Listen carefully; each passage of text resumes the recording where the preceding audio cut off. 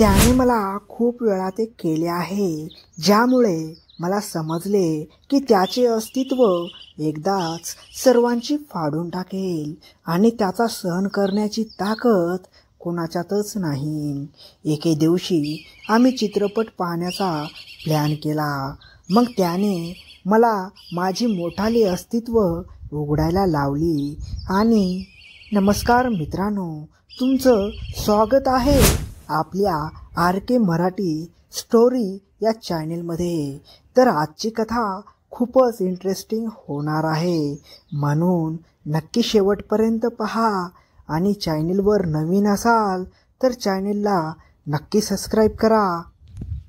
तर मित्रांनो, मी तुम्हाला सांगत असलेली कथा 100% खरी आहे. सूरज आणि मी एकमेकांसोबत अगदी मोकळेपणाने राहतो. आम्ही बराच वेळ जवळीक केली आहे आणि मी 19 वर्षांची होते जेव्हा मला माझ्या भावाच्या मित्रांनी माझे अस्तित्व तोडले. सूरज आणि मी एकत्र फिल्म पाहायचो आणि आम्ही नवीन पद्धती शिकण्यासाठी फिल्म पाहायचो. एके दिवशी आम्ही कॉलेजमध्ये न जाता चित्रपट पाहण्याचा प्लॅन केला. मग एके दिवशी आम्ही फ्लॉप चित्रपट बघायला गेलो. थिएटर जवळपास रिकामेच होते. मग चित्रपट सुरू होताच सूरजही आपलं काम करू लागला. त्या दिवशी मी पांढरा शर्ट घातला होता. सूरज माझ्या 2 मोठाल्या प्रेमाचा प्रसाद घेऊ लागला. तो लहान मुलासारखे करत होता. आत्ताच त्याने माझे प्रेम दोन्ही बाजूने लाल केले होते, पण त्याने आज माझी अवस्था खूपच वाईट केली, कारण त्याला खूप दिवसांनी संधी मिळाली होती आणि त्याला आज संपूर्ण हिशोब सेटल करायचा होता. मग त्याच्या या प्रेमाच्या क्षणांनी माझ्या डोळ्यात पाणी आले. मग आम्ही मूव्ही पाहत असताना तेवढ्यात 2 मुलं आणि 1 बाई आमच्या समोर येऊन बसली. मग मी लगेच माझे ते आवरून घेतले, पण त्याने ते दृश्य पाहिले असतील असे मला वाटू लागले. आता काही वेळाने मी सावध झाले. मी पाहिले की ती 2 मुलं त्या बाईसोबत तसा वेळ घालवत होती.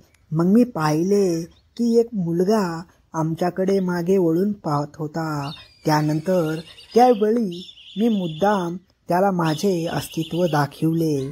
मग सूरजने पाहिले की मी त्या मुलाला माझे अस्तित्वाचे दर्शन देत आहे आणि मग तो मुलगा समोर येऊन म्हणाला की तुम्हा दोघांना माझ्यासोबत हे सर्व करायला आवडेल का? त्या मुलाने सूरजला विचारले. आता सूरज मला न विचारता हो म्हणाला, कारण ती 2 मुले ज्या बाईसोबत वेळ घालवत होती ती 35 वर्षाची असावी आणि तिचे अस्तित्व खूप मोठे असावेत. मग सूरजने हो म्हणताच तिघेही जण आमच्या मागून आले. मी जरा घाबरले. मग आम्ही एकमेकांची नावं विचारली. एकाचे नाव होते रोहन, त्याचे वय 20 वर्ष आणि दुसऱ्या मुलाचे नाव आकाश, त्याचे वय 21 वर्ष आणि त्या महिलेचे नाव सुरेखा होते. मग आधी रोहनने माझ्या हातांना मिठी मारायला सुरुवात केली आणि माझा चेहरा त्याच्याकडे वळवला. आता रवी पण माझ्या दुसऱ्या बाजूला आला आणि माझे अस्तित्व दाबू लागला. त्यानंतर मी सूरजला विचारून त्याच्यासोबत मन मोकळे करू लागले. आता मी रोहनला पूर्ण साथ देऊ लागले होते. मग काही वेळाने मी स्वर्गात पोहोचल्यासारखे वाटले. त्यानंतर मी म्हणाले, पण आता चित्रपट संपणार आहे आणि पुढे काही करणे शक्य नाही. मग सूरजचे बोलणे ऐकून मला धक्काच बसला आणि आता सगळे हसायला लागले. त्यानंतर चित्रपट संपल्यावर मी सूरजसोबत जाऊ लागले. मग अचानक रोहनने माझा हात धरला आणि म्हणाला, आज चल आमच्यासोबत, आम्ही तुला तुझ्या घरी सोडू. आता मी काही बोलण्याआधीच रोहनने माझा हात धरून मला दूर नेले आणि सूरज आकाशला घेऊन निघून गेला. तेव्हा माझा अजिबात विश्वास बसत नव्हता की माझा सूरज दुसऱ्या एका महिलेसोबत निघून गेला आणि मला 2 अनोळखी मुलासोबत तो सोडून गेला. मग कळलं की सूरजसोबत गेलेली सुरेखा आकाश आणि रोहनची आई होती. माझा अजिबात विश्वास बसला नाही. मग आकाश आणि रोहन मला एका बागेत घेऊन गेले आणि आम्ही तिघे एका बाकावर बसलो. मी पाहिले की तिथले सर्व लोक माझ्याच वयाचे होती आणि काही जोडपे पण मन मोकळे करत होती. पण आकाश माझे अस्तित्व कुळवाळू लागला. मग रोहनने खिशातून कॅमेरा काढला आणि माझा व्हिडिओ बनवायला सुरुवात केली. मग आम्ही सुमारे 10 मिनिटे जवळीक केली. आता त्या दोघांनी माझा व्हिडिओ बनवला होता. मग काही वेळाने मी इच्छा नसतानाही जवळीक केली.